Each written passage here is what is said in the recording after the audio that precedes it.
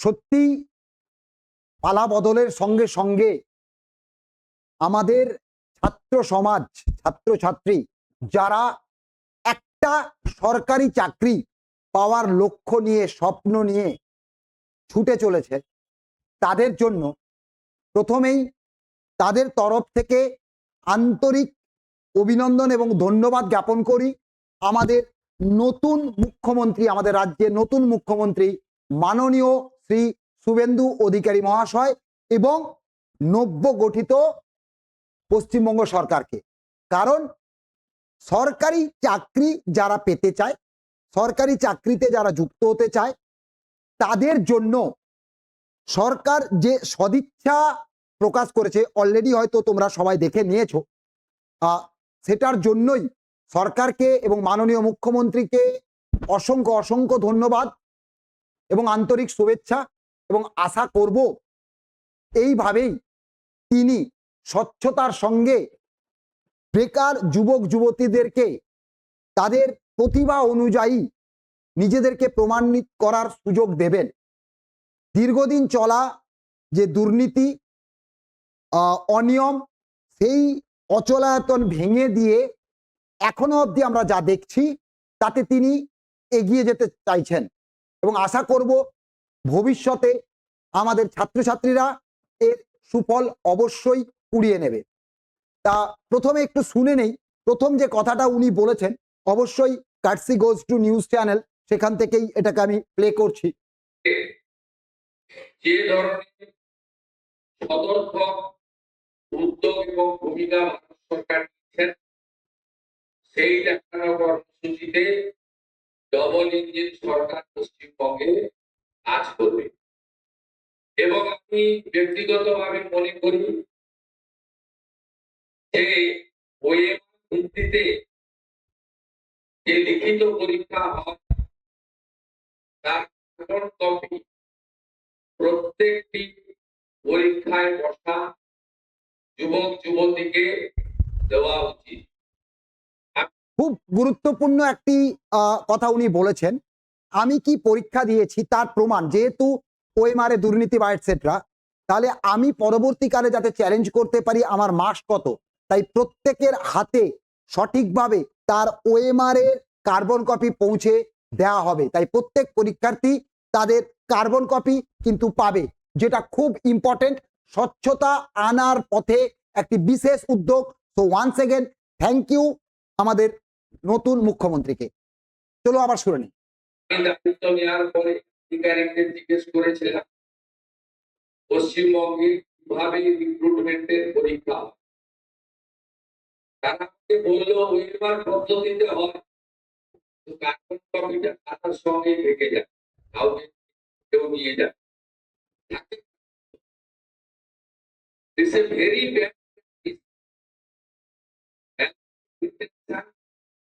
nepotism, corruption, এই যে ওয়ার্ডগুলো করার জন্য এই ধরনের একটা উদ্যোগ বা একটা মানসিকতা কাজ করেছে। ওনার এই বক্তব্য কিন্তু আমাদের ছাত্রছাত্রী সমাজের কাছে খুবই অনুপ্রেরণাদায়ক। অবশ্যই যারা একটু বিমর্ষ হয়ে পড়েছিল চাকরির পরীক্ষায় কিভাবে প্রস্তুতি নেবে কি নেবে না, বা চাকরির পরীক্ষার জন্য নিজেকে নিয়োজিত করবে কি করবে না, তারা আশা করি মাননীয় মুখ্যমন্ত্রীর এই উদ্যোগে নতুনভাবে উৎসাহিত হবে এবং অনুপ্রাণিত হবে। আমরা next 6 June all recruitment organization of our state আমরা সিম্পোজিয়াম করছি।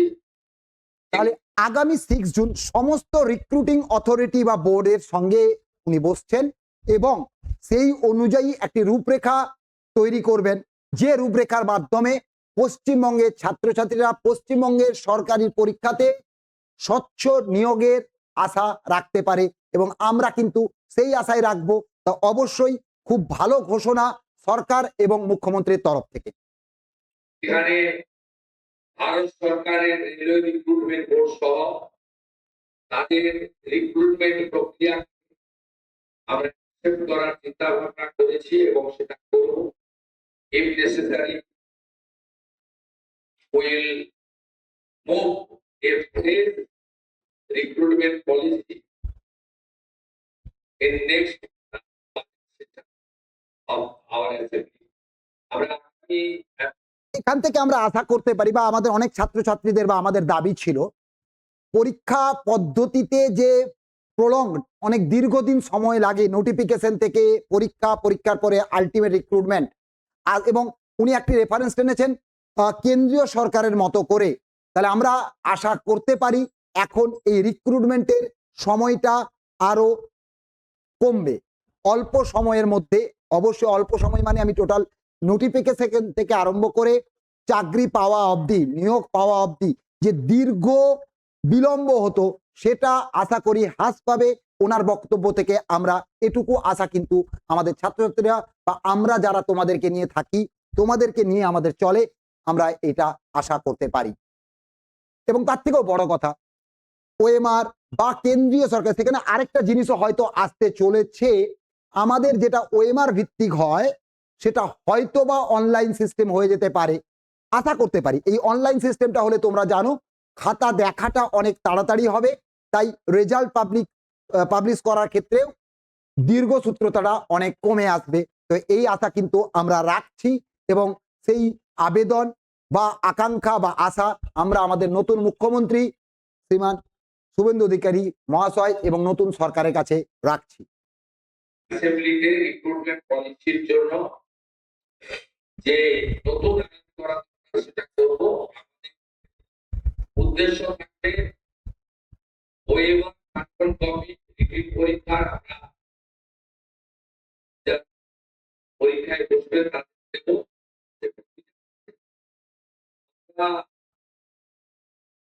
রিটেন এক্সাম যে স্কোর এবং সাথে সাথে এখানে পশ্চিমবঙ্গে ওরা ভাইবা ম্যাক্সিমাম নাম্বার রাখা, ইটস নট গুড, ভাইবাতে মিনিমাম নাম্বার রাখা উচিত। এবং আপনারা আশ্চর্য হয়ে যাবে, মানে বিদায়ী স্টেট গভর্নমেন্ট ডক্টর বাবা সাহেব আম্বেদকর সংবিধানকে পর্যন্ত মানে সংবিধানে ক্লিয়ার বলা আছে 100 রোস্টার মানতে হবে।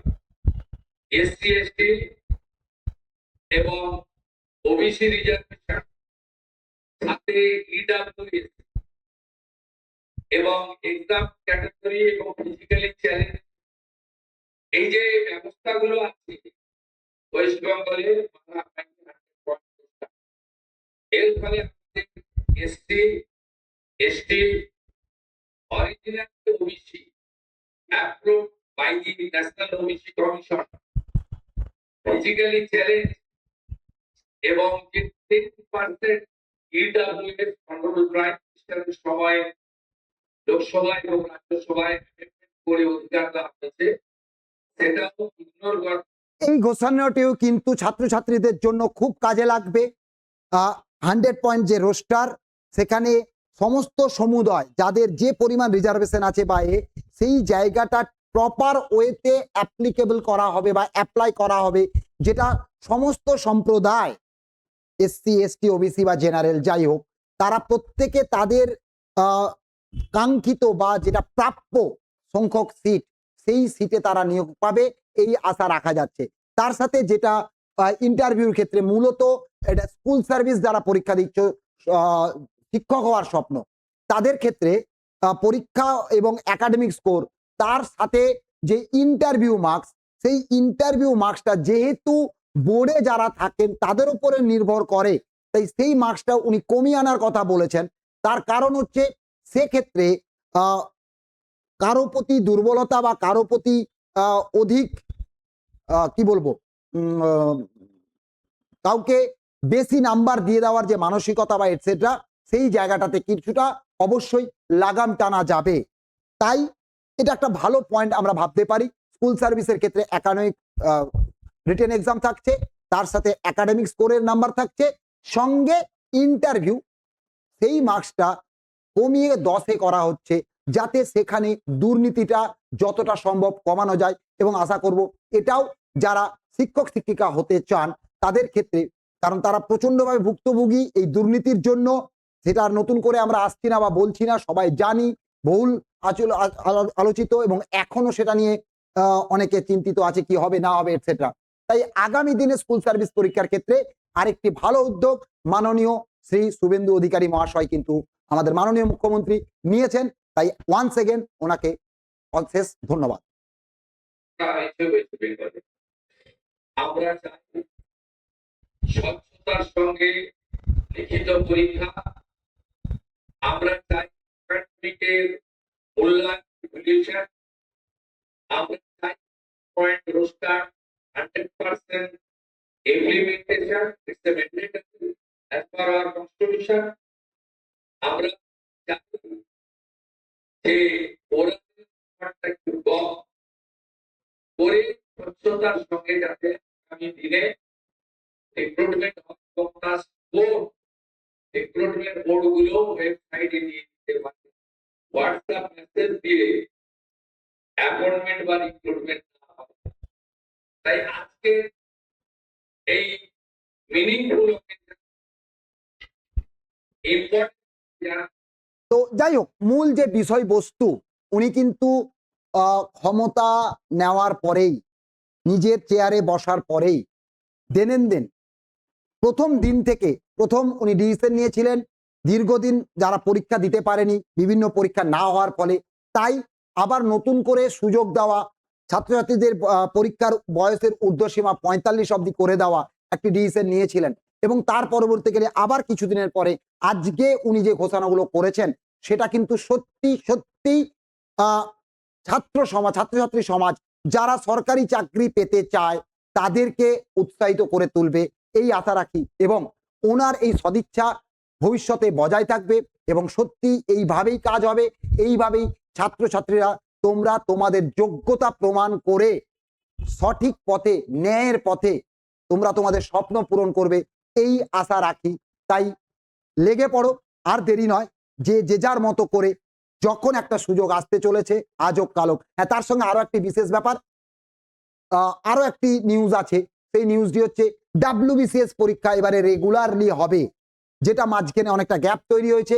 সেই WBCS পরীক্ষা কিন্তু রেগুলার হবে, সেই ঘোষণাও সরকারের পক্ষ থেকে আছে বা আজকে আমরা পেপারেও দেখেছি। সাথে আশা করা যায় অন্য যে পরীক্ষাগুলো WBCS বাদ দিয়েও মিসলেনিয়াস বলো, ক্লার্কশিপ বলো বা আদার্স যে পরীক্ষা, এই সমস্ত পরীক্ষাও নিয়মিতভাবে বছর বছর হবে, এই আশা আমরা রাখছি বা এই আবেদন আমরা আমাদের নতুন সরকার এবং আমাদের সকলের প্রিয় মাননীয় শ্রী শুভেন্দু অধিকারী মহাশয়, আমাদের মাননীয় মুখ্যমন্ত্রী মহাশয়কে আমরা আবেদন রাখছি এবং ওনাকে আবার আমাদের অন্তর থেকে আমরা ধন্যবাদ জানাচ্ছি, যাতে উনি এইভাবেই আমাদের পাশে থাকেন এবং আমাদের রাজ্যকে এগিয়ে নিয়ে যান এবং অবশ্যই ভারত সেরা করে তোলেন। তাই ভালো থেকো, লেগে পড়ো, আর দেরি নয়। সরকারি চাকরি পাওয়ার স্বপ্ন হয়তো বাস্তব হতে চলেছে, কিন্তু তার জন্য অবশ্যই লাগবে তোমার প্রস্তুতি। না পড়ে কিন্তু সাফল্য আসবে না। এই প্রতিযোগিতায় টিকে থাকতে গেলে প্রতিনিয়ত নিজেকে তৈরি রাখতে হবে। এটা থাকছে আমার তরফ থেকে তোমাদের জন্য উপদেশ। আশা করি এইবারে নতুন উদ্যমে তোমরা লেগে পড়বে। আর যারা 14ই জুন WBCS প্রিলিমস দিচ্ছ, অল দ্য বেস্ট, ভালোভাবে লেগে পড়ো। আশা করি আর দুর্নীতি নয়, স্বচ্ছতার সাথে আমরা পেতে চলেছি সরকারি চাকরি। ভালো থেকো, অল দ্য বেস্ট।